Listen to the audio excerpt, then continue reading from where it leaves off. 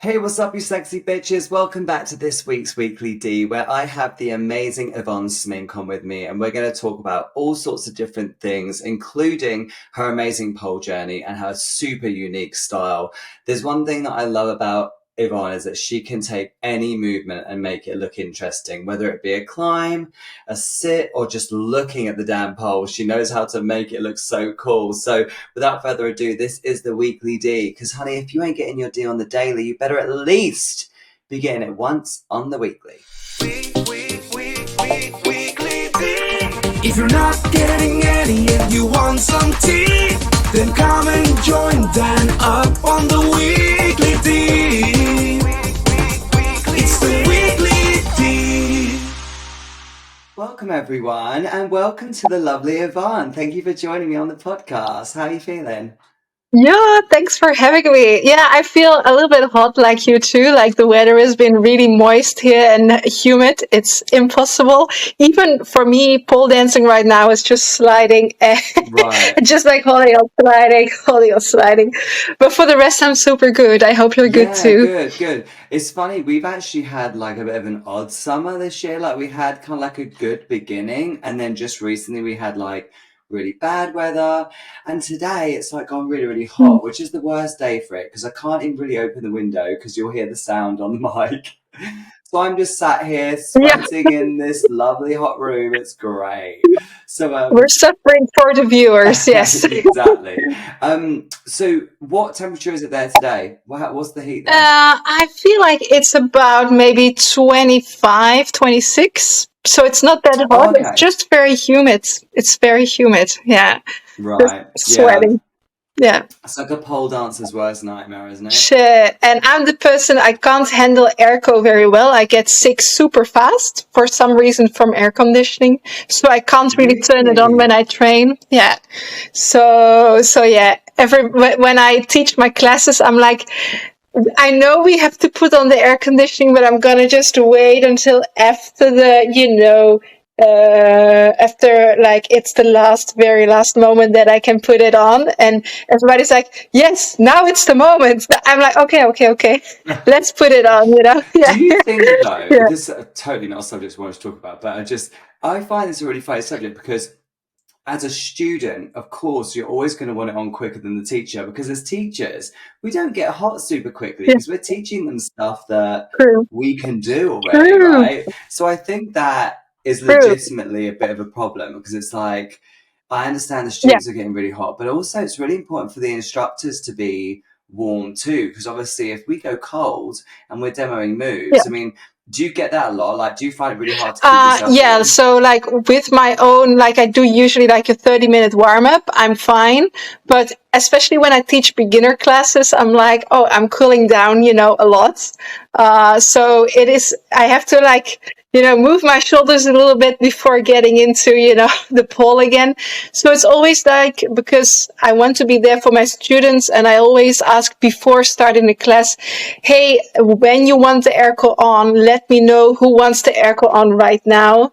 So that's like a security for me to be like, okay, everybody's good. But of course, even with students, somebody sweats really hard. Somebody is not sweating at all. So it's always this struggle with the weather. And I know in the UK, there's like not very much central heating systems in a lot of buildings.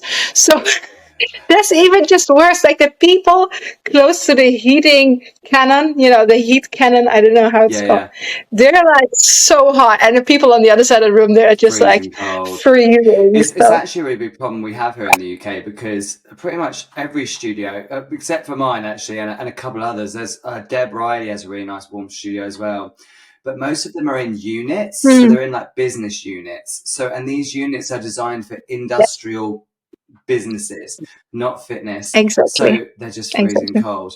But sorry, we totally got taken off on a tangent now. I wanted to start just quickly for you to give like a little intro onto like, hey, I'm Yvonne, this is what I do. Just like an intro on yourself. So let's go. Give it to us. I always feel super awkward talking about myself. But hey, I'm Yvonne. I'm living in Paris. I am a pole dancer. I'm a movement artist, an aerial artist. I started my career with a climbing background. And now, as for it's 12 years, I think I started around 2000, beginning of 2011. So I'm kind of like getting into the dinosaur phase at the moment. So as I've Right. transitioned from competing a lot, teaching a lot, judging a lot, now I'm transitioning into performing a lot. So yeah, that's kind of like what I'm doing at the moment. If that was And originally from the Netherlands, yes, oh right? my God, my nationality. Yeah, I'm Dutch. Yes, I'm Dutch, but I live in Paris. Yeah. Yeah. Yeah.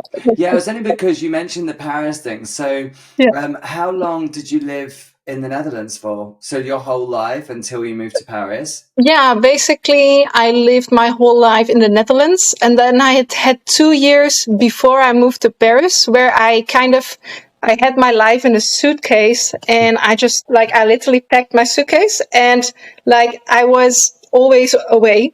I was always away, never home. So, yeah, 2 years I was just kind of like gypsying around the world, and then I ended up in Paris, and super grateful for that. So what Yeah. made you choose Paris as the location that you wanted to settle down in for a little while?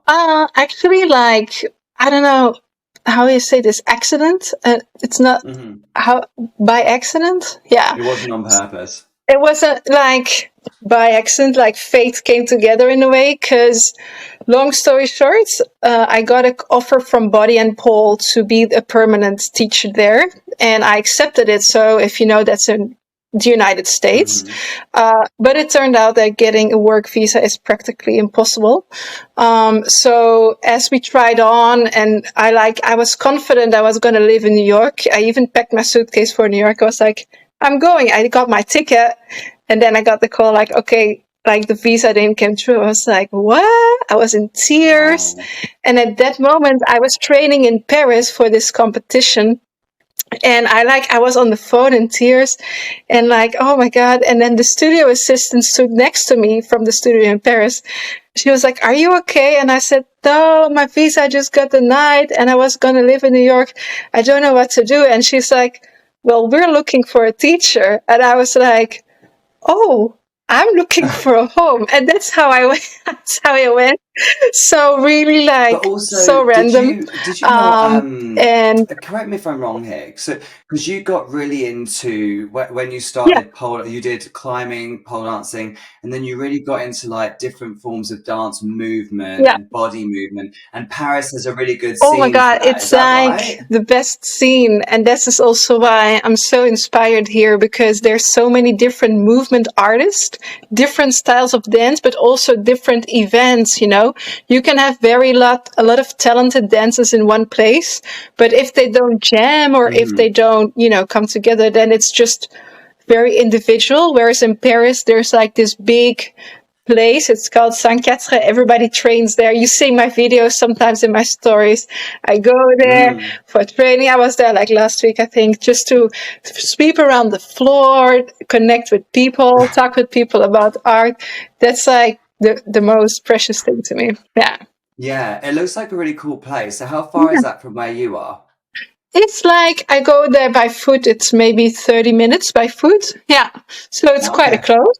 Yeah, it's And kind of central close. have you always been such an active person because you don't stop moving? Yeah, when I was a kid, I've been always into kind of very, not masculine is not the word, but very active, like force Strength things, sort of training. strength.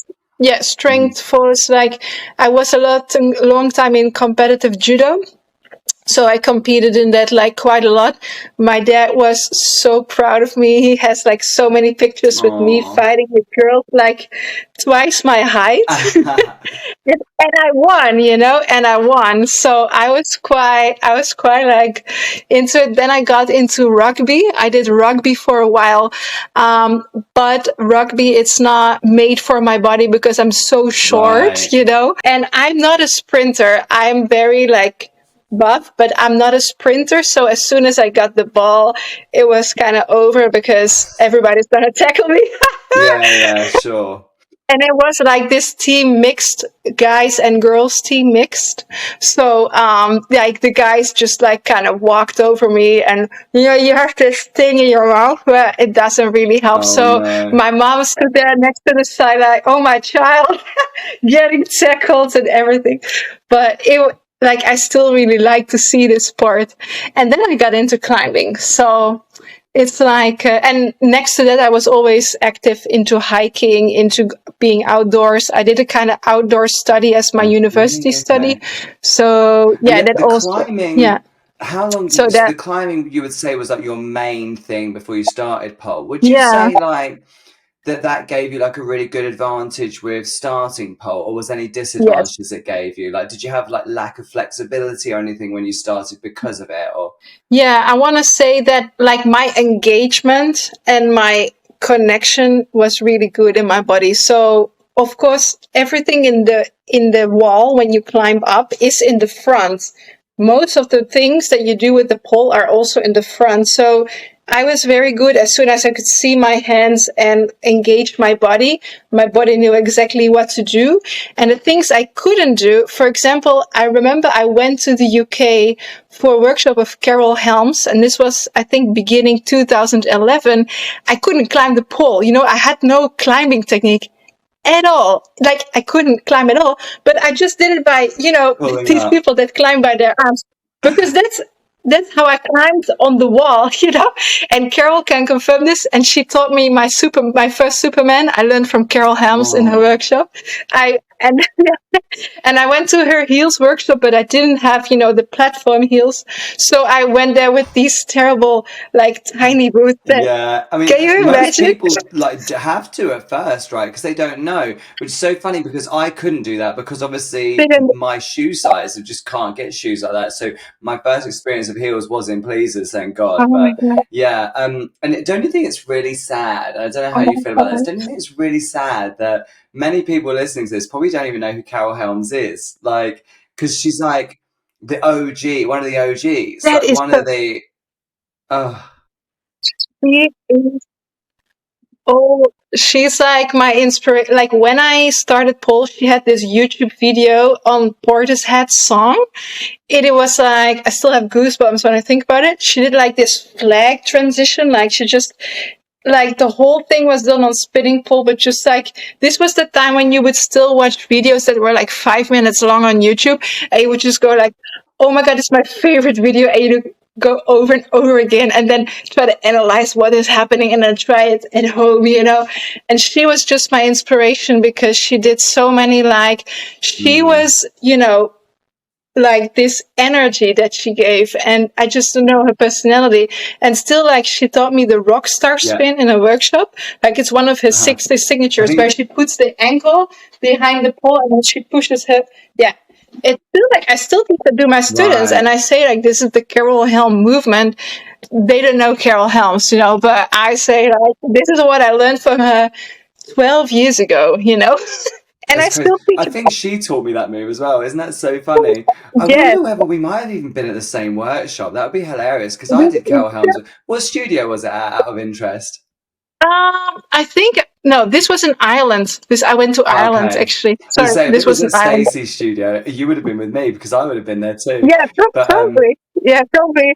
But I was so happy. I was like, oh my God, an American is like in Europe. Like in Europe, like it's the same continent. I have to go. right. I can't stay home. It's Yeah, yeah. and it's changed so much since then, the industry, but it's been a bit of a wild ride. It's fun to Yeah, see, I think. In some ways. It's it's fun to see in fun. some ways, depressing in others. Yeah. So the style of dance that you do, would you describe it as like, I don't know, like capoeira, or what is it Well, called? I don't really like. I just call it freestyle. But Freestyle. so yeah, that's what I just call it, or freestyle movements. I don't really have a name for it, also because it's still for me hard to consider myself a dancer because I don't have a foundation in any dance background. So if you to ask me to dance contemporary, I can't do a pirouette. If you ask me Uh-huh. to do hip hop, I don't have this bounce, but I have movement in my body, and I have like this natural language that I use to express myself with. So I still like to, like, I love to take workshops, and I love to go to dance battles. Like, for example, next week I'm going to Berlin, and probably I'm going to a dance battle to battle against other dancers without my pole, just on the floor, expressing what my body feels like doing, taking workshops, etc. And this is all freestyle, so Yeah, there's no routine. You don't make there's a no routine for it. freestyle. For a lot of dance battles that I do, actually now they have like live music, so they invite instruments, people playing instruments. So that is so like just That's the fact. so cool. Yes, and I recently did a battle where I was against a Ukrainian hip hop dancer, but me, I was with my pole, and you got paired with a musician, and I got paired with the drums. And you know, pole dance, it's so slow for me, like I don't move so fast. And the drum, I was like thinking in my mind, I hope he doesn't go fast. I don't hope he goes. He went quite fast, and I was like, stay calm, stay calm, Well, it's stay calm. funny. Inside, I I was think like, you oh my I god. think you do move quite Uh-huh. fast in some ways. Yeah, sometimes you move slow, and then sometimes I see you doing these like handstand passes, and I'm like, Oh, yeah, hold on, I have to like record the screen and slow it down because I actually can't. You've like changed your hands and you're upside down, and then you've moved. I'm like, oh my god, so many things happen at once. I have to just watch it back and oh, analyze what you've done. It's crazy, and great. and that's just kind of like, isn't that just nuts how you've created this completely separate style, like of pole dance? I don't really know any other pole dancers that, Hmm. move like you. So who do you get inspired by? Like, because I don't know anyone who dances like you. So who do you watch and think, I'm going to try and, well, I know you're not Yeah, replicating anyone. So this is the thing. I feel like I've always said, I feel like there's yeah, different types of pole dance. You've got people like me who have had success from yeah, copying others and and creating that's so combos with dope. those Yeah. bits. And then you've got pole dancers Hmm. like you, like Marlo, who create new Hmm. stuff. Do you know Hmm. what I mean? Who do you take any inspiration from any Yeah, people, or definitely. do you mainly just try to go to the pole and be like, right, I'm not going to watch anything. Hmm. I'm just gonna move and see what happens? Like, what's your practice when it comes to that Hmm. sort of thing? Like my main inspiration, like for movement things, I would say is that I watch a lot of, like, I take dance workshops, and for example, one of my Hmm. inspirations for movement, his name is called Link. It's a b-boy from Paris, actually lives in Paris, but one of his things that he Oh my god, hold on, wait. His name's what? What's his Link, Instagram name? like Link Le Nail. But I'm gonna send it. I'm gonna send it to you, and he's incredible. So one of the things that he does is like he really I expands see him. when he moves. He's really expanding and really big and expressive into his movement, and like watching him, for example, always reminds me of expanding movement. So, for example, I can take something very broad, like, okay, today I want to expand my movement. Hmm. And I never go to somebody's video and actually copy what they do, but I'm just inspired by this expansion idea. So, okay, what can I expand? My chest, my head, my arms, I don't know what. Or maybe I'm inspired by some kind of rhythm. Like my body has this natural flow to it, right? Everybody has this natural, like if you do a combo or if you are freestyling, whatever, you have this like natural movement tempo in a way. So I'm always like, how can I mess Right. with this? How can I mess with my tempo? So maybe I go slow, fast, so fast, and already messing with the tempo, I find it really interesting in how it can, even in the air, even if you give your aerial combo just a different tempo, like giving different body parts a different tempo in how it can connect into the next one, it is super interesting Does and does like Link endless do inspiration. Yeah. battles? Because the only reason I ask, because he looks like someone that I Yes. saw a battle video. So I got kind of lost in a hole actually. So what happened was there Yeah. was this video of this guy a long Yeah. while ago, and it went viral. And he was like doing a very similar style of dance to what you do, freestyle. Everyone's like in a crowd around watching. He did like a little trick on the floor, and everyone's like, "Whoa!" Like it's like really, really Yeah. cool. And then right at the end, he's literally just sort of like crouched down, he grabs onto his foot and he like backflips over and drops into a split. Yeah. Yeah. So that's Che. Yeah. So Is he you know, French, that guy? so he is from Spain. He's That's from, it. I think, south of Spain. Mm-hmm. But actually, you remember I talked about the drum battle that we did. He was my judge. Yes. Wow. And the video of where he grabbed his food, I was in the audience watching, because that's a battle in Paris, and I was watching in the audience. I was going fucking nuts. I stood up. I was like, what the fuck? It was and it's the way as well. It's really funny the way he does this trick. He drops into a split, and everyone goes mad. And he looks around and he goes, Yes. "What?" Yes. He comes around and he just goes like, but this is just like a very short part of his like 5-minute improvisation or whatever it was. So that's completely improvised. And this battle is particularly interesting because you get the music from your opponent. So everybody brings their two persons bring two musics, and then you get the music from your opponent. So you don't know what the other person will bring. Really so it's cool. super interesting. Yeah. I like that idea of bringing music for other people. Like, that's a really clever idea. And I think, oh, sorry. Oh, go on. No, go on. You say what you were going to say. I think, like I saw with Pole Art UK, if I'm not mistaken, they added like a freestyle category with some rules to it, and I think that's so excellent. I think it's Lorna, if I'm not mistaken, who's organizing it. Lorna. So I think that's I think it's so amazing and so interesting that now they get like different approaches to what can be seen as pole art versus always kind of like the same template. Okay, we have 5 minutes.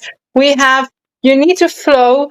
You need to go on the floor. You need to use the full pole height. You need to use spinning and static pole. You need to use flexibility. You need to use strength. You need to have a storyline and it needs to be clear. So then if you have all these things, of course, all the pole art is going to look the same, Because everyone wants to get their points. This is the thing, like, everyone wants to get their points. So if there's a flexibility point, of course they're all going to be doing a split. Yeah, of course. Yeah, of course. And there's nothing wrong with it. It's just like, if you would like more variety, and personally I would, maybe invite live musicians. I don't know. Maybe, there's so I love that idea. That would be so cool to be like just like a battle, but it's all to live music. That would be, and also it's really good to support, I think, local people who do live music who aren't very well known. You know what I mean? Exactly. So that's always what they do with like the battles that I went to that have live music. They just invited live, like, local musicians, That's so cool. And also, I think it gives an opportunity to people that usually wouldn't be able to, go to the stage and do this like whole performance of 5 minutes that takes like 9 months to prepare. Now you can just, maybe beforehand, I'm going to get the drums, and you're going to practice with some drum music. Okay, I'm ready, and I just show up being myself. And if I have a little slip up, that's totally fine, That's actually I need to maybe look into that. I feel like just doing it as like a kind of like a cheaper style event where we kind of keep the cost low. Maybe we find like a smaller event to start, and we just say, right, we're going to get these 5 different bands, musicians, and on the day you're going to be told, like, I don't know, like a week before, you'll be told which one of them you're going to get, and you only have a week to sort of get an idea of what you're going to do, and then they're just going to play their instrument, and you just have to move to it. And that is so cool. I love that idea. I sort of, and dancing with live music, I'm not sure if you've ever done it. It's so special, and it really makes you connect with what you're actually listening, and you're actually connecting with this other person, because pole dance is always so individual. I know we have doubles, I know we have group performances, but still it's a lot of individual training versus where you're on the stage with this other person, literally sending you vibrations through the air. I know. It's nuts, isn't it? Yeah. That just sounds so fun. I love that. And hey, what's up, everyone? So sorry to interrupt your episode. I just wanted to come on really quickly and tell you a little bit about polos.com. Did you know that we offer international shipping? Well, we've always offered international shipping, but now we're offering it at a much more reasonable price, because shipping from the UK is crazy expensive, so we had to do something about it. So now you can get all of our awesome designs shipped to your home at a much more reasonable price. So why don't you go and check out polelols.com today? Because if you want a t-shirt that's got a picture of some pole dancing cats on, maybe some pole dancing dogs, maybe you want a t-shirt that says heels bigger than your dick on it, there's something for everyone. So go and check out polelols.com today. Let's get back to the episode. And one thing I wanted to ask when we were talking about your movement style was, I was saying it was like so unique. And, you were talking about like, oh, sometimes I just think like, how can I move my chest in a different way or move my head? And is this something that you think can be taught? Because this is something that is a bit of a debate, I feel, within our industry of whether you can teach someone to freestyle. I mean, what's your thoughts on that? I think people just practice freestyle less than tricks, if that makes sense. Like a lot of people that do recreational pole, they show up to class and the teacher has like a plan. Okay, we're going to do this combo, this combo, this combo. Maybe at the end of the class, there's 5-minute freestyle. Sometimes there's not. I don't know. Like I always let my students freestyle at the end, but normally they, only do the combo that we did in the class. I'm just saying something. So I think the more obviously the more practice you have in freestyle, the more confident you're going to feel, and the more yourself you're going to feel while you're freestyling. But obviously the first time it's hard, the same as you try any other pole trick, the first time it's so hard, So I think it's a matter of practice, and I think it's a matter of teachers that feel confident in teaching concepts. But I have to say that I think most students don't connect, like they maybe it's not in their, how can I say it? Not every student is interested in freestyling, but a lot of students are interested in learning tricks or learning combos. So it doesn't necessarily connect with everyone. Like I tried in Paris to teach freestyle classes for a while, and it was always one of my least filled classes because people just didn't want to. They didn't want to. They didn't want to. I can't make you. And we did very, very, super basic concept like working with circles, like very basic things. It's nothing, extremely hard. But in a way, what would your advice be? Sorry, what would your advice be though to someone who, let's say, like you just said, like most people don't know necessarily how to even get started. Like, what would your kind of like beginner's guides be? Like, right, if you want to be able to freestyle, do this to get yourself started. What would your advice be? Like, would you tell them just to put on a song they like and just to move, and if it messes up, start again, or like, what do they do? I would always say start from the movement that you are already comfortable with, that comes natural to you. So, and this can be a trick, don't get me wrong. So maybe you have this movement like a basic seat that you always do. Don't take very hard tricks like handsprings or whatever, or a favorite combo that you always do, and then build from there, right? So a lot of times people just stare to the pole like, oh my God, I don't know what to do. And then they say, oh my God, I can't dance. Because they have this idea that you have to move in a certain way in order for it to be qualified as dance. So usually they think about Marlo Fiskin, wavy stuff, and they're like, oh my God, I'm not a dancer because I can't do this.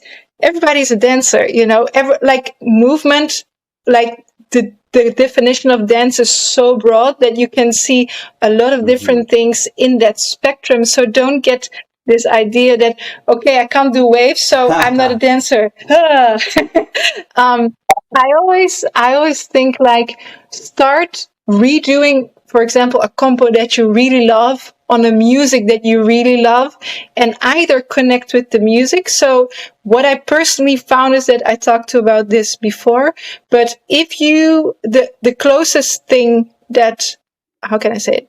The easiest way to transform a combo into dance, for me personally, is to mess with the tempo of the movement. So you can slow it down. You can, some parts going a little bit faster. You can reverse it. You can have like these little staccato movements, right?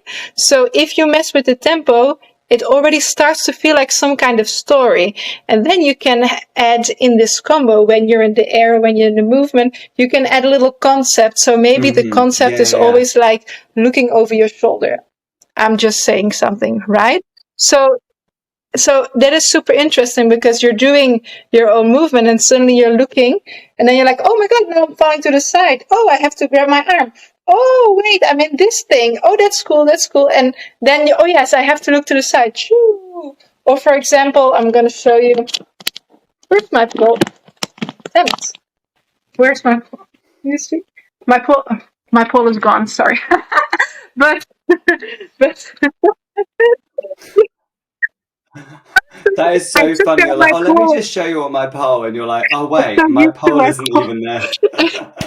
And then we have like this, I have this thing that I do with my students where the hands are always in contact with either the pole, the floor, or the body. So it becomes this like interesting way on how can you move when your arm can't be in the air, but it can always touch in some way, maybe the fingers or the back of the hand or the full hand in some kind of intensity. How can you move going through the different spaces, right? So usually, because people are Yeah. also afraid of the air, they're like, "Oh my God, my hands are not on the pole. I can't dance. I don't know what to do." So I feel like always Mm. touching something like your own skin or the floor or the pole gives you that confidence that you usually would have with the pole. That's just my own like view on it. If that answers your question. No, it 100% does. Cool. And I feel like for me, and I'd love to know what your advice on this is. I Yeah. feel like for me, when I'm freestyling, do you recommend people to not stop? And when I say that, is because sometimes what happens is I'm like, okay, where's my body go here? And I move, and then maybe Yeah. I'll flop out of it a bit, and maybe it didn't look, and it maybe doesn't land me somewhere that I wanted to be. So I kind of be Yeah. like, oh God, I really messed that up. And then I kind of have to stop Yeah. a second, and then I have to start again. What do you recommend people to do? Like, if stuff like that happens, do you recommend them just to like get yourself back up, start again with a different Mm. movement, try something different? Like, what's your advice? Yeah, I think like depending on what the goal is of your freestyle, because I think people are always so focused that a freestyle should look like something, like they expect it to look like a performance where everything like you can't make a mistake or whatever. Like I make lots of mistakes, or like I grab next to the pole, or like I accidentally slide down, and that happens, and that's totally normal. For me, like freestyle, it's kind of like movement Mm-hmm. meditation. And this is why I always was attracted to climbing. For me, climbing is the same. Like it's a movement meditation. You just think about nothing and go up. And for me, dance and freestyle, or without my pole, but also with the pole, it's kind of like the same thing. It's just this enjoyment of moving. And 99% of the time when I freestyle, I don't research for anything specific. It's just because I love dancing. So for me, it doesn't matter if I mess up. If you mess up and you still feel the song, okay, I continue. If you don't feel the song anymore and you start to be like, okay, no, actually, I'm tired right now. Okay, I stop. Like if there's no direct goal in needing to dance for 5 minutes or a full song, like it just like pool should be for enjoyment, like for your own enjoyment, right? Maybe it's the same as training your same combo 10 times, 12 times, repeat it for Instagram, whatever. And the 13th time you fall and you think, oh, should I do it again? And maybe you're tired. You say, no, I don't do it again. Does that Well, answer your question? it's really funny that you said about polars for enjoyment. I don't know. Yeah. It's something I want to make a post about actually because I've got some Yeah. thoughts on it, and it makes Yeah. me really sad to read it. But I actually read another one today where I'm in a couple of the big poll groups on Facebook because I like just to see what's really going on. I'm a bit nosy, and Oh, I'm like in the why you think you are a oh, polar. you No, think you're a you know polar you're a when? Yeah, polar man. yeah. I love this one. Yeah, yeah, I love this So, one. and Yeah, some yeah, people post yeah. in there and they're like, oh, I'm going to this class and I think I'm going to give up because I'm just like the worst in the class and I never get anything. And, everyone's Mm. progressing better than me. I think I should just quit. And they're like, I think I'm the worst in Mm. the class. And I commented on one of them. I was like, well, Mm. maybe you are the worst in the class, but who cares? what, you're not doing it to be the best. Yeah. Like, what are you doing it for? But do you feel No. like that mentality has Yeah. changed like over the years? Because I don't know about you, but when like the Carol Helms years that we were talking about back in our back in our day, but Yeah. back in those times, I felt Oh, like we definitely didn't record everything that we did. I mean, I know I didn't. That's why I don't really have many pictures or videos of what I did no. back when I started, because that wasn't really a Oh my thing. God. Whereas Yeah. now, I feel like we've got to this point where everyone has to have a record of something they did in class, Yeah. or do you know what I mean? Like, Yeah. Yeah, I feel like sometimes it can stop. We are not as much as in the moment anymore, right? But sure. this is the same as society in general has changed since Carol Helms. Because now, even when you're at the concert, everybody taking their phone. When you're at, a high mountain peak, everybody taking their phone, taking a picture. So we're just more on our phone in Mm, general. But like you said, or I think you kind of said this, but I think polls should be for your own enjoyment. If you don't enjoy it, don't come to class, and it's normal not to progress, it's normal not to progress. If I take, Heidi Coker's class, I can't do shit, if I take Carol Helm's class, I can't do shit. If I take anybody's class, I can't do shit because it's not my own stuff. I took my own Kram's class. Maybe I could do a chair spin. That's it. Have you seen my back flexibility? That's my back flexibility, that's like it doesn't exist. So as soon as I go out of my comfort zone, I fail, and I love to fail because that's how you try new stuff. And I get it that if you're the least progressing of your sure. group, it can be frustrating, but unless you are on a competitive level and you want to compete and you have this like very specific goal, I have to get it, then you should take a personal trainer on the side. You pay a pole teacher, they get you the combos so quickly. But if you're in a group class and you're just doing it for fun, enjoy the class, you're with your pole sisters, your pole brothers, your pole persons, whatever pole unicorns are in the class, like enjoy, Mm. that's the thing. Yeah. Yeah, I agree. It has changed so much. I do get it. I mean, because I'm the same. Like when I'm in a class and I don't get anything. Do you know what's so funny, right? You won't remember this, but I always tell people about it. When they say, "Oh, I've got a workshop cut with Yvonne," I'm like, "Listen, you're gonna love it, but it's gonna be the most humbling experience you've ever had," because I always tell them about that move that you taught us where we just go into a simple climb, just a climb position, and then you do this thing Yeah. with your arms and it makes you spin. And I tell people about Yeah. it Oh, all the yeah, time. I'm yeah, like, she makes it look so easy. And then when you try to do it, you're like, I can't fucking move. What? How is she doing that? Like, and yeah, I mean, I love your class, by the way. But I always tell people, I'm like, it was such a humbling uh, experience because when someone can take a movement as simple as a yeah, climb and make it so difficult, that's fucking yeah. impressive. Like, so impressive. Like, wow. Little things like that. Where do you even think of? So, what made you like think, huh? This climb, I want to make it spin. How can I do that? Like, Hmm, what made you think of hmm. stuff like that? Were you just one day like in a climb and thought, I want to spin this? That particular move was actually from I did a variation of this in my performance of in 2016 in the World Pole Theater Mm, something. So I actually made it for this performance because this performance was based on a Newton's cradle, yeah. these balls Hmm. that go like this. And I was looking at ways on how to connect. I don't know, like, the balls are Yeah. going kind of like this. And I was looking on ways on how to connect it, but in the air. And then I was like, we were talking about looking over the shoulder earlier. I was doing something like this. So I was like, okay, so I have this position. How can I make it twist? And I did twist, and I was like, that's possible from a climb. Great. And then I made it for people in the workshop, I made it more wavier and more fluid. And I don't know remember exactly what we did it.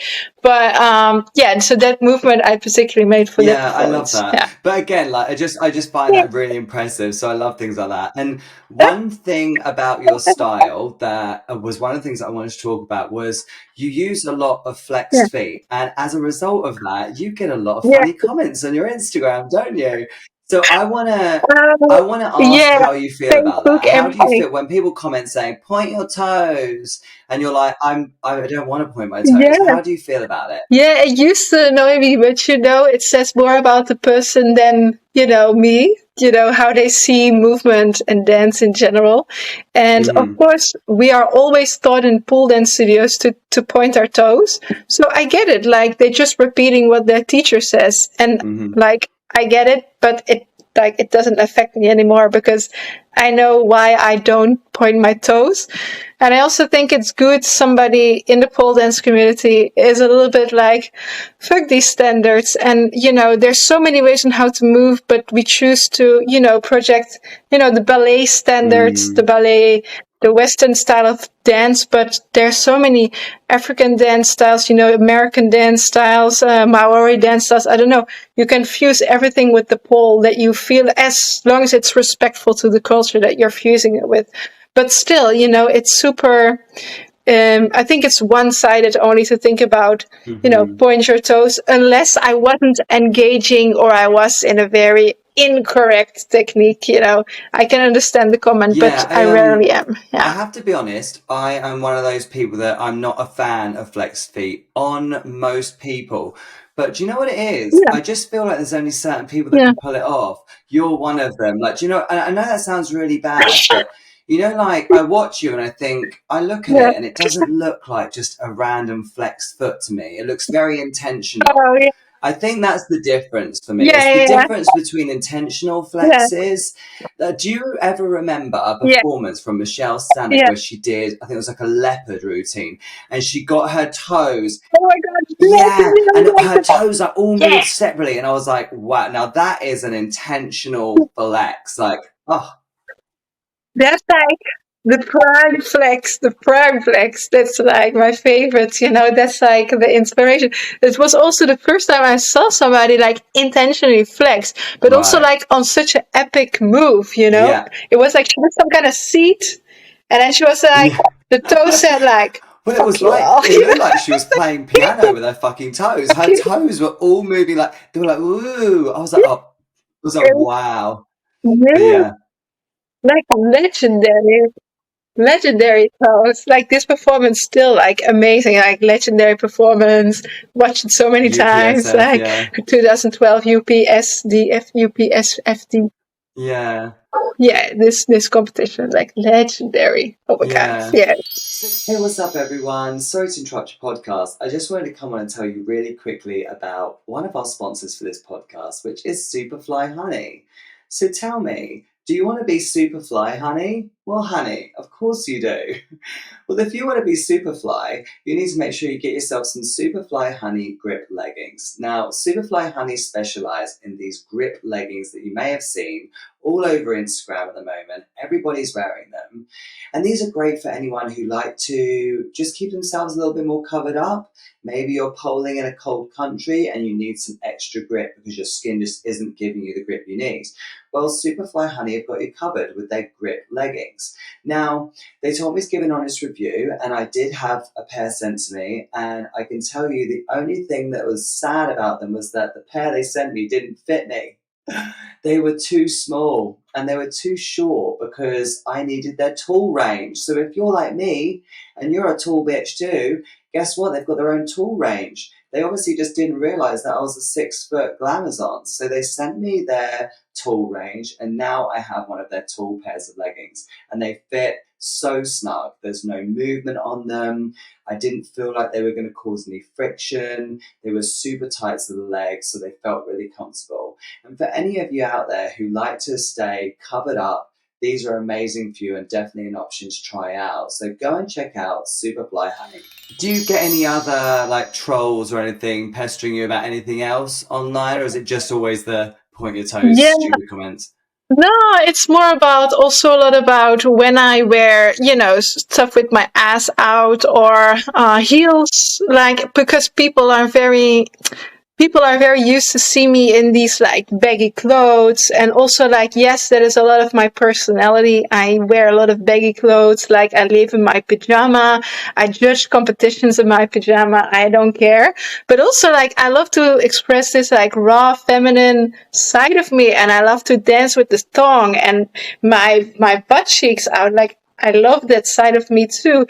And when I post about it, like in the past, I received like comments about you're ashamed of your country. Are you working in porn now? Wow. Really? You're a bad example for young women. You are a bad example for young women. Can you imagine? So, and these come from pole dance Mm, studio owners. This comes from people that, I considered friends. So in that way, it hurts. And still like, I get negative comments like 2 weeks ago. I think I posted something with heels on, and also just dancer friends that commented like negatively. It's always women. It's never men. It's always women that for some reason I think they're so afraid of how, society or like men see women that they start to project like, okay, all women needs to be dressed and you can't have your ass cheeks out because you're always in this, tough chick person or whatever. So yeah. yeah, that still bothers me a little bit. But I am where I It's am. And more if you don't like sad. seeing my butt, unfollow me. Yeah. It's more sad to hear that. So you said Yeah, yeah, studio yeah, owners. yeah. Studio owners. Yeah. Wow. Like literally telling me you can't dance in your song. I was like, oh, I should ask you permission on how big my panties should be. Like, what? What? I mean, the only reason I would tell you not to is just because Instagram. Yeah, yeah, yeah. I Instagram gets mean, you blocked. Instagram are just Yeah, gonna, yeah, they're gonna get you for yeah, that. They're gonna be like, right, bitch, you're yeah, too sexy yeah. now. But also, Do you ever get flagged up for any of your art style content? Does that ever get flagged up yeah, as like inappropriate? I get flagged because I do like nude photo shoots. That gets flagged. Yeah, of course. Yeah, And yeah. and even though they're kind of artistic, but still gets flagged. Like right now, I have some weird bug, and I hope I can keep my Instagram. But for now, I receive messages from my Instagram, so I know it's truthful. There, I have these uh, unrightful amount of likes, and it's true that I have more likes and more views on stories as normal. So, and that they can suspend or completely delete my account if it continues like this. So that's why I haven't been posting at all, because I don't want to get suspended. But I still have to find out how. Maybe somebody. Are you Sorry. are you 100% sure that that's definitely genuine? Yeah, because it's Instagram itself that puts up the message. Like it's Instagram. No, Oh, so it's not a. it wasn't an email. It No, wasn't an email. no. Okay. So yeah, I have been trying. Did you report it as a problem or anything? Yeah, Because you might be able to report it. yeah. I have changed my passport 2 times. I have put up this two-step auto identification. Yeah, yeah. I have changed. I have now separated my Facebook and my Instagram. So now I hope that helps. But let's see. Yeah, let's Yeah, see. if I was you, if you're worried, give it a break for a little bit. Just give it a break Yeah, and then come back yeah. to That's it. what I'm thinking. Yeah, for sure. Yeah, that's what I'm thinking. It's just so Yeah, weird, isn't it? yeah, I mean, you got to, I also do appreciate that Instagram, we use it for free. And obviously, like, we use it for free, and there's so many people on it. Like, it must be so impossible for them to manage all of the users that are on it, but still, it's freaking annoying, yeah. isn't it? True. It's super annoying. It's super Yeah. annoying. Yeah, I agree. Okay, so one of the other things I wanted to talk to you about was your Yeah, activism that you do on social media. You are like, I mean, I call yeah, it that, but I don't know that I wouldn't describe you obviously as an activist. I'm not trying to say that, oh, all you do is yeah, activism at all. But, you do like to speak your mind when it comes to issues of, yeah, racism, women's rights, homophobia, transphobia.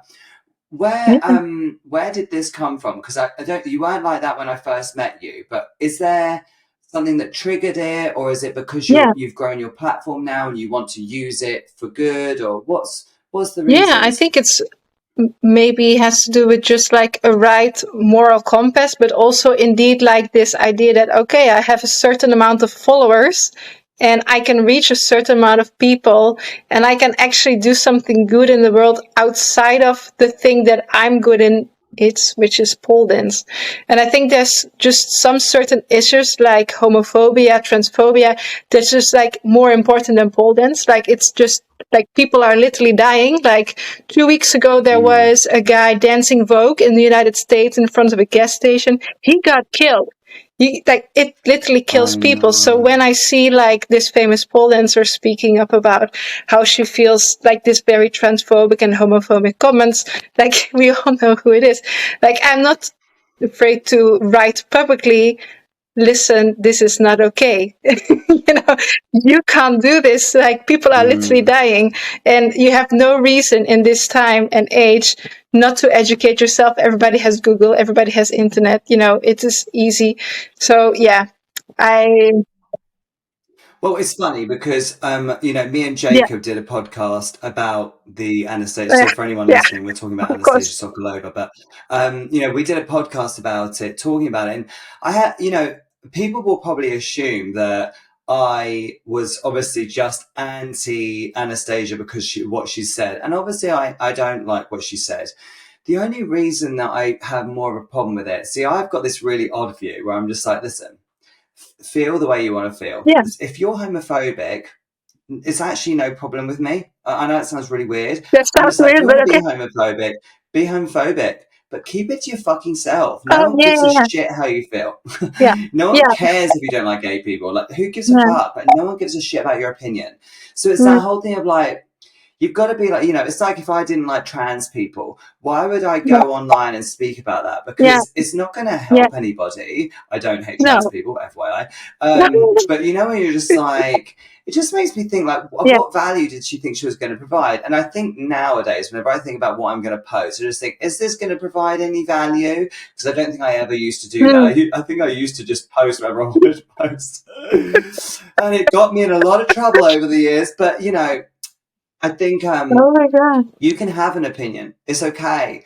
And you can't yeah, help how you were brought up. And the truth of the matter is, it was 100% to do with her upbringing. You've got to remember where she was brought up. Like, it's not a very gay friendly country, is it?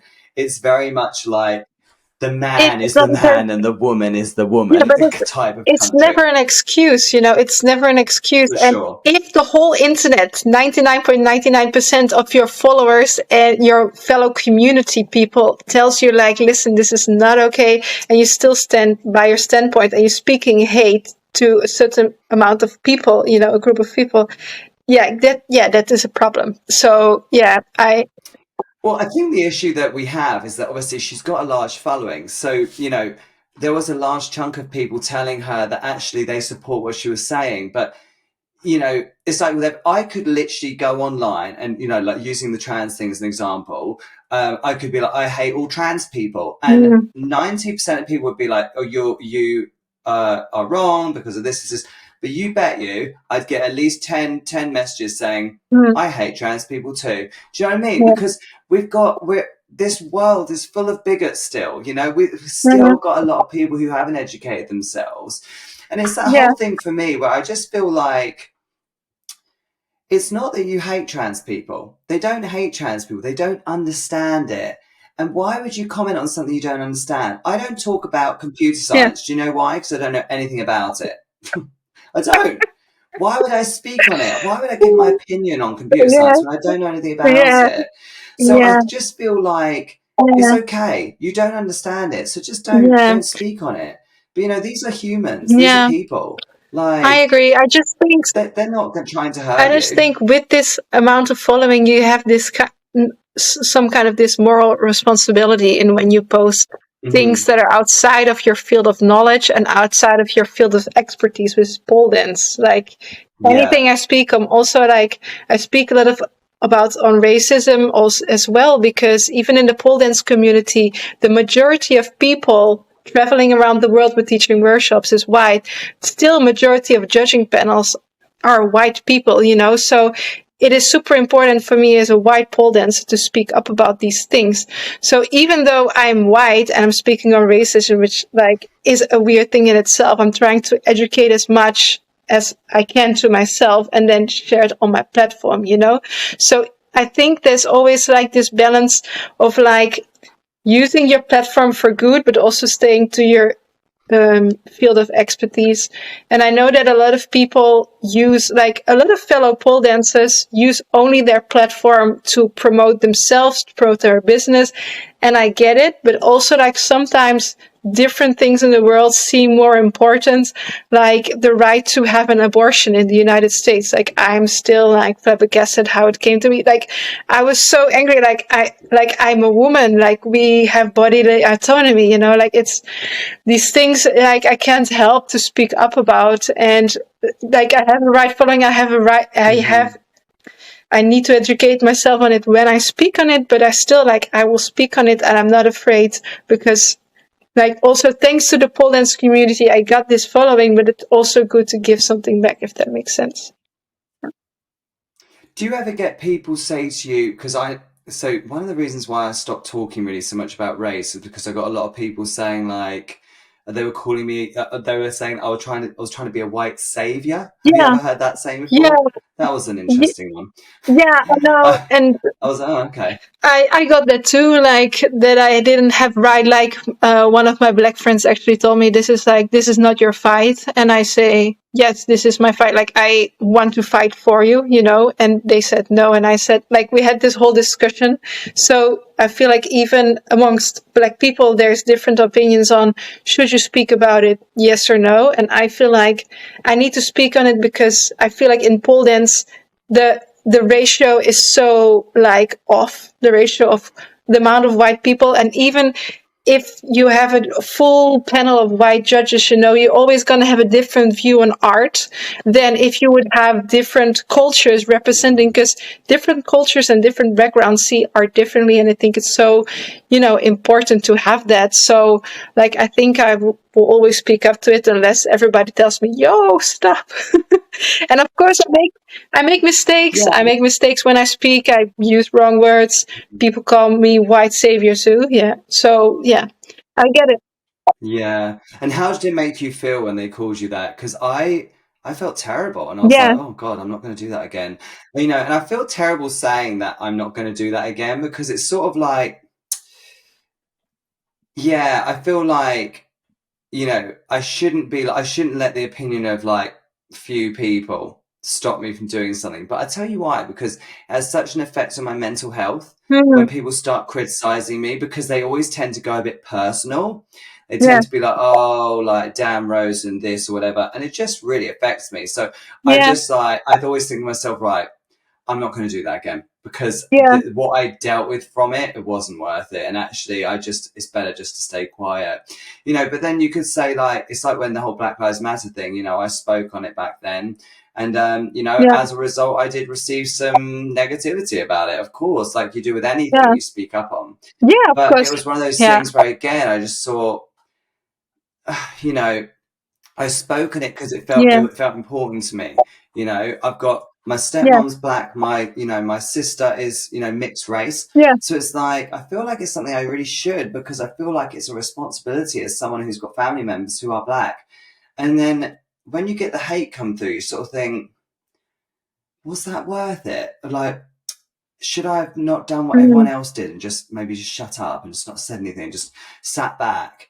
But it just seems so weak to do that. Do you Mm. know? I know that sounds terrible to use the word weak, but like it Yeah. seems like a really shit thing to do to just sit back and stay quiet because it's the easy thing Mm. to do, the comfortable thing to do.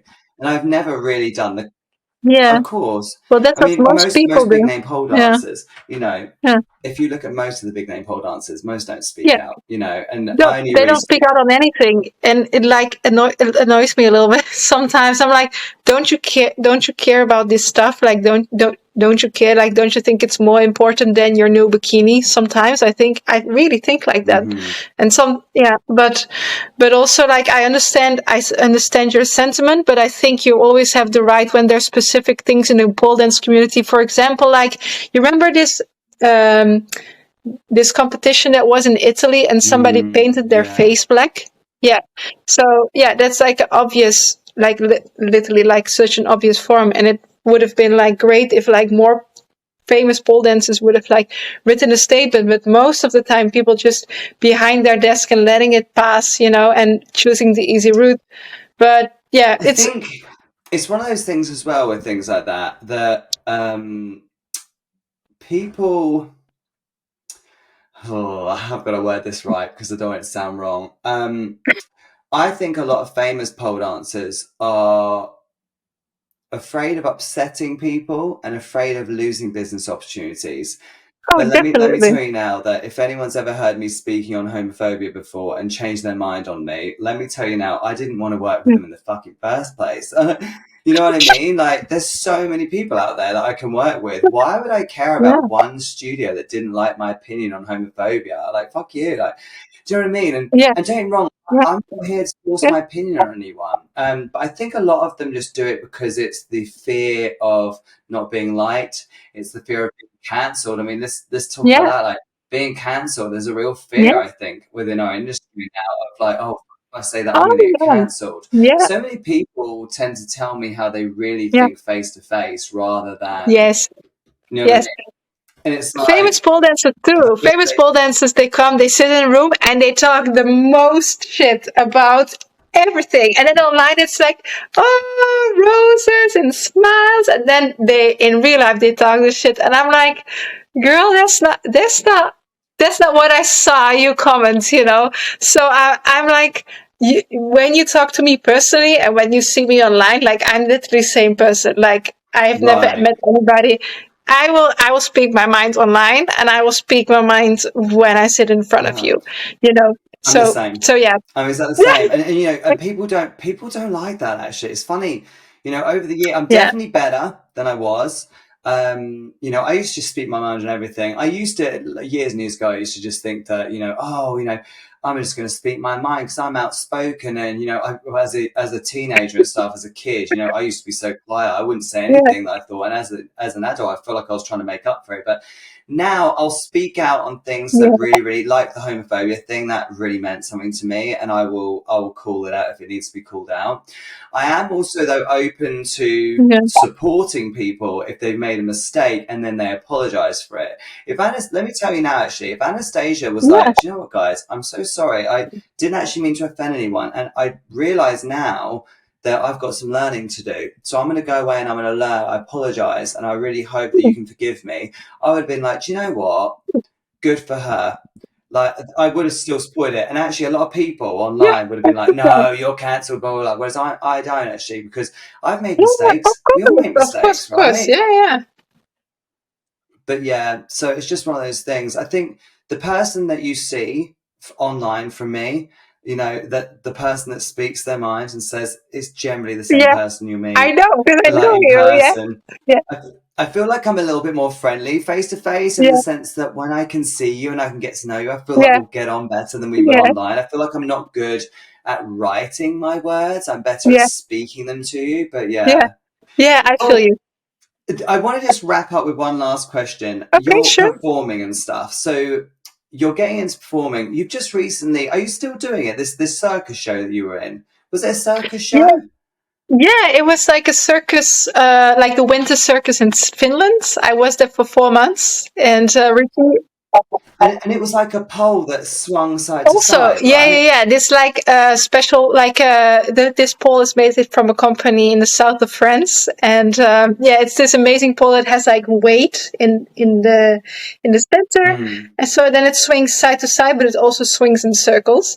And then there In were circles, I know. Yeah, and then in the show there were like different variations. So there was a very, very tiny one, a higher one, a higher one. I wasn't performing on the highest one, but I was like in the middle of them. And I had this like trio with two acrobats. So it was like really, really cool. Yeah, really cool That's that so experience. cool. I love that. Yeah. And how are you enjoying that life, the performer life? It's super nice because it's like, first of all, it's like a real privilege to be asked to be on shows that are usually not hosting pole dance. So, for example, it was the first time in 30 years that this Finnish circus accepted a pole dance. They never did that before, so it's something I'm always super aware of. Like, also, I work with different dance and hip hop theater companies now. And it's always an honor when they ask me to perform with them, because it's not something natural, and it's something kind of like still experimental, and the choreographer is taking a risk, not knowing how the audience will react, not knowing what the possibilities are. So I'm like super lucky to have that. And why are you not in Cirque du Soleil yet? They didn't want me. They didn't want me. So I auditioned. What? No, I'm in their database. I auditioned for the role. There was like a call for a pole dancer, I think a year ago, for Lucia. And like, this is Cirque du Soleil show. Like, I auditioned. I made it to the last round, but they didn't pick me. So yeah, that's it. Do you, because I've heard that with Cirque du Soleil, you can audition. They may not give you that role, but they'll keep you on their files for future roles. Yeah. Have you ever been told that you're going to be kept on their files for other stuff? Or no, they didn't contact me after. But maybe it's also because I'm too old. Like, I'm 33. I don't feel old, but usually acrobats are a little bit younger. So I don't know. Yeah, but don't forget, like, I mean, Janine Butterfly has just started her contract again with MJ, isn't she? I mean, like, she's true. older than you are, right? She's older than Yeah.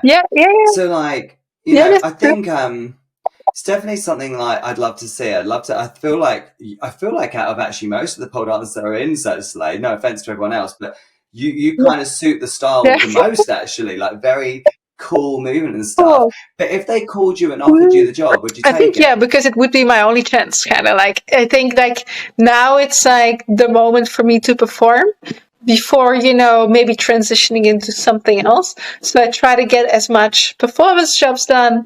I'm now working, like, in the next month, in September, I will start working with a choreographer on a 1-hour solo where there's a mirror on the floor, like a big mirror, and then like a pole construction on top of it. So my movement is like reflected in the mirror, and with live music. So it's like gonna be kind of.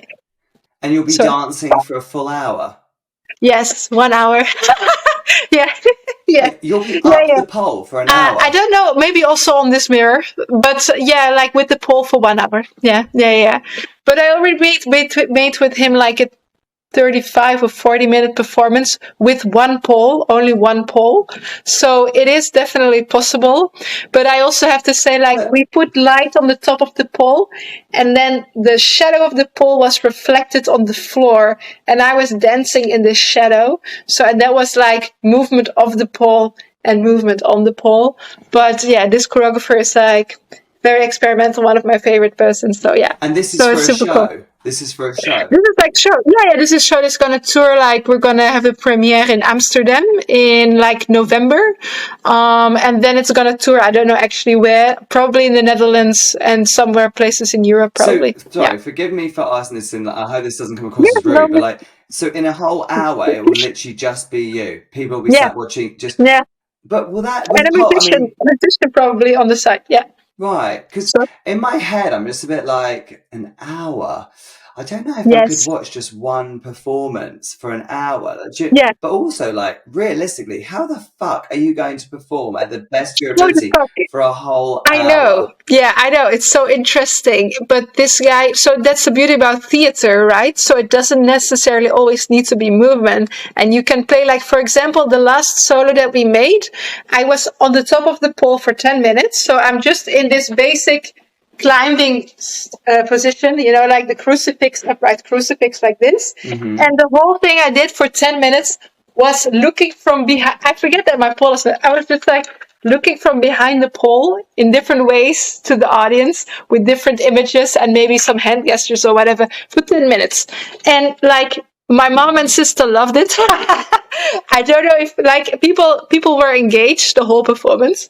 So, but imagine like somebody looking at you from the top of something somewhere in the air for 10 minutes, like we make stuff like, so it's a very kind of experimental performance. I was going to say, it sounds very like experimental. I think if you're into art, and you're into that artistic Yes. experimental Yes. style, it could be really Yes. cool. I think for the average person see it, they'll be like, what the hell is going What? on? Yeah, but I really love these kind of arty experimental performances because you Of never know course. how it's gonna reach people. Like even my mom was like, "Oh, this is so typically you," and my sister was like, "I really like this choreography." I'm not sure if they really meant it, but they were like, they were like really proud. And I was like doing different characters, licking the pole at some moment, and my mom was like, "That's so you." I'm like, "Thank you, ma." Oh, that So is so cute. And yeah, your it's so family are like cute. really Yeah. supportive of everything Yeah. you Right do. now they are. In the beginning they weren't, but like right now they are. Yeah. Yeah. So yeah. That's Yeah. amazing. I think everyone though gets that, don't they? Like at the beginning, the family. My dad is so funny. My dad. I always tell people this. My dad at the beginning, he was just like, Dan, you're never gonna make enough money from Oh pole dance to be able to no. live. Like, do you know what I mean? You're not gonna build a Oh living off of pole no. dance. Yeah. Oh, we laugh But now. uh, do you remember when you said to me, "I can't, make a living," and he's like, "Oh yeah, yeah, Yeah, yeah, yeah, exactly. He always makes jokes about it. He's like, I still can't believe that you do it full time as a job. He's like, yeah, it's nuts. yeah." So And yeah, you're so successful in it. right. Yeah, It's just that whole thing yeah, of like, I think again, like he always tells me like, oh, I'm so proud of you, like to be successful at something like that because it's so niche. yeah, Obviously, it's so hard, isn't it? So I'm yeah. proud of myself too, and so you should be proud of You, yourself. you You've done should be. amazing. But You should be. thank you so much for coming onto my podcast. I've loved talking to you. It's Thank been you for. such a Oh pleasure. my God, I feel like I was talking for five I minutes with you, know. and it was like an hour I and feel like we've 15 or barely whatever. covered. I literally, as well. I wanted to ask you about. I was one of the things I was going to talk to you about was like Yeah. love life. How's your love life and stuff like that? My Any God, please progress? hook me up. I'm so single. It's crazy. Like I've been single for 13 years. 13 So you years. didn't. So your dream of marrying Alexei Pariadnov never happened, no? No, what are you saying? Oh my God, we can't focus. Have you seen actually? Alexei is doing this. What is it? He's doing. What's it called? Oh Where they yeah, tie people up this with Japanese rope. What's it shinui called? yeah, he's doing it. Yeah, yeah, something like this. Yeah, yeah. Shibari. Yeah, Shibari. He is it really looks good so at that. Oh my complex, god, it and looks so I got hard. somebody who asked me, "Can do you want to have a shoot with this with me? You'll be naked, you'll be tied up." I was like, I looked at the picture, was like, no thanks, it's not for me, But do you know what? Do you know in my head Oh I'm my like, God, what if you need to pee? Like what if you have an itch? What if you need to itch for somewhere? you Like you've got a farts, scratch, you need to scratch something. You're like, invented. oh Yeah, yeah, yeah.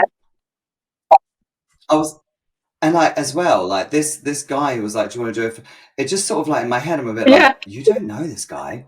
Like he's gonna tie what if he just leaves the yeah, room and leaves you there? What if he just ties you up and says, ha, yeah. psych bitch, bye, and then Invention. walks out? You gotta trust somebody. It's like, Yeah. yeah, I was actually talking to someone about it the other day, and they were saying like Ishibari is like it's all about trust, and it's about like that the sensualness of like trusting someone Yeah. enough to tie you up and to release you at the Yeah. end.